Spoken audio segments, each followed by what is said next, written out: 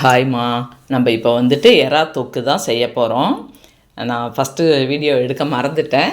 இதில் வந்துட்டு எண்ணெய் ஊற்றிட்டு கடுகுளுந்த பருப்பு போட்டுட்டு நல்லா பொரிஞ்சதுக்கப்புறம் வெங்காயம், தக்காளி, கருவேப்பிலை போட்டுட்டு நல்லா வதக்கியிருக்கேன். வதங்கினதுக்கப்புறம் மிளகாய்த்தூள், மஞ்சத்தூள், உப்பு, அவ்வளோதான். இதில் வந்துட்டு நம்ம மல்லித்தூள் போட வேண்டிய அவசியம் இல்லை. தொக்குக்கு வந்துட்டு மல்லித்தூள் போட்டால் டேஸ்ட்டு அந்தளவுக்கு இருக்காது.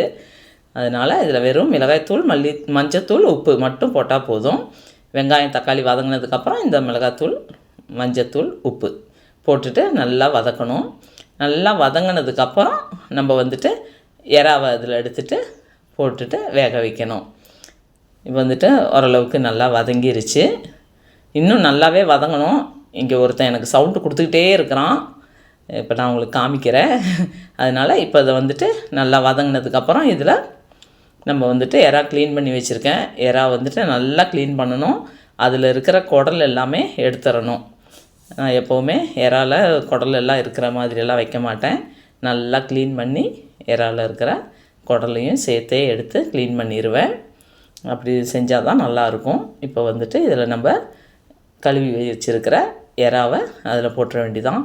எறாவே நல்லா தண்ணி விடும். அதனால் கொஞ்சம் நல்லா வடிகட்டிட்டு போட்டாக்கா நல்லாயிருக்கும். நல்லா தொக்குங்கிறதுனால ரொம்பவும் தண்ணியாகவும் இருக்கக்கூடாது. ஓரளவுக்கு சாப்பாட்டில் போட்டு சாப்பிட்ற மாதிரி இருந்தாலே நல்லாயிருக்கும்.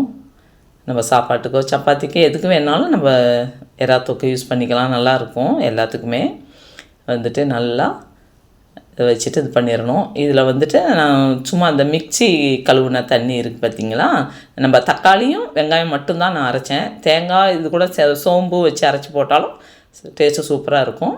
அந்த மிக்ஸி ஜாரை மட்டும் நான் இதில் கழுவிட்டு ஊற்றியிருக்கேன். இப்போ அவன் கத்திக்கிட்டே இருக்கான். அவனுக்கு ஒரு முட்டையை இதிலே வேக போட்டுற வேண்டியது தான். இதில் ஒரு முட்டையை போட்டுட்டு வேக வைக்கணும். சவுண்டு கொடுத்துக்கிட்டே இருக்கான். காலையில் முட்டை தோசை கொடுக்குறதுக்கு தேடினப்போ அவன் கிடைக்கல, அவன் எங்கேயோ போயிட்டான். இப்போ சவுண்டு கொடுத்துக்கிட்டே இருக்கான். வாங்க பார்க்கலாம். ரொம்ப நேரமாக சவுண்டு கொடுத்துட்ருக்கான். ஏத்தங்க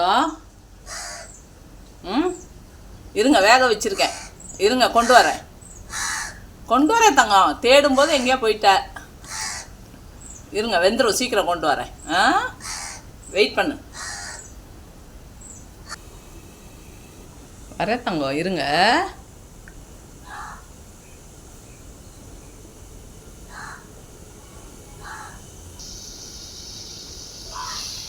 வர்றேன்டா.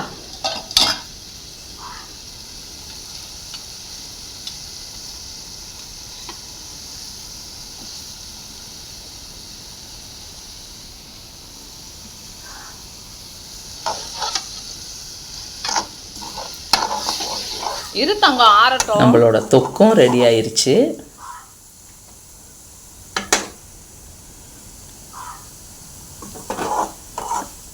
இதில் வந்துட்டு கொத்தமல்லி தழை தூவிட்டு நம்ம இறக்கிற வேண்டியது தான்.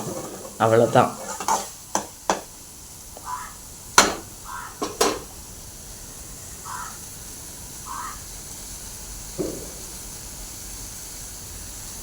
நான் போயிட்டு அவனுக்கு ஃபஸ்ட்டு கொடுத்துட்டு வந்துடுறேன்.